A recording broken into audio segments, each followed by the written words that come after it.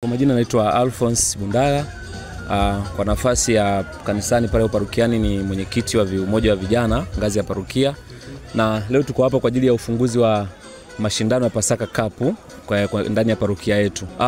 Lengo kubwa la Pasaka Cup ni kutukutanisha sisi vijana kwenye kipindi hiki cha mfungo. Basi naamini kuna vitu vingi tunatamani kuviacha, lakini kikubwa zaidi ni umoja ule wa vijana, kuendelea kuwa pamoja, kukua na kuendelea kuimarika kiroho zaidi. Naamini katika kupitia mashindano haya tutapata vijana wengi ambao either hawafiki kanisani au ambao wanakuja pia kwa kusuasua. Kwa hiyo kwa kupitia mashindano haya tunaamini kwamba tutapata vijana wengi na watashiriki kwa muda wote, na huo umoja ambao tunaanzisha sasa hivi utatuimarisha hata kiroho na kuendelea kuhudhuria ibada za kila siku katika parokia yetu.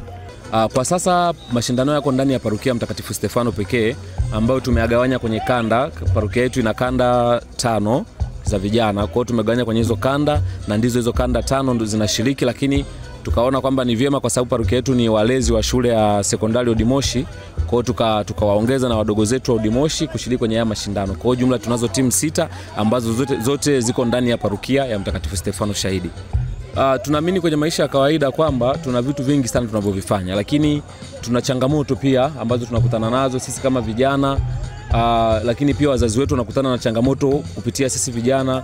Ukiangalia sasa hivi vijana wengi wamekuwa kwenye dimbwi kubwa la ulevi, uvutaji wa madawa.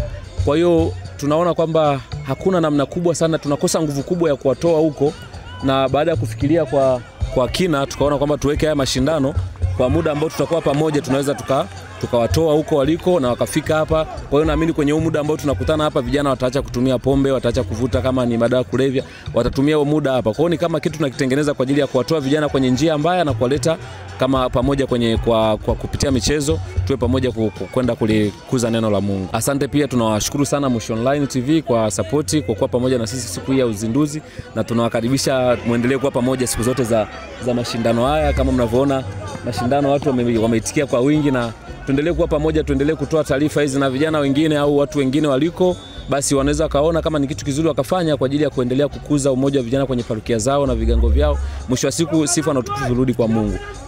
Kwa ratiba rasmi imeanza leo, na tutakuwa tunafanya mashindano kila Jumamosi na Jumapili. Hizi mashindano yamekaa kama ligi. Kwa hiyo tutaanza kwa ligi, hizo timu zote zitakutana, alafu wa kwanza, wa pili mpaka wa 4 watakuwa wameenda kwenye nusu finali na baadaye finali. Kwa hiyo kwa ratiba jinsi ilivyo tunategemea itaisha kwenye tarehe 18 mwezi wa 5 viwanja hivi vya Udimoshi.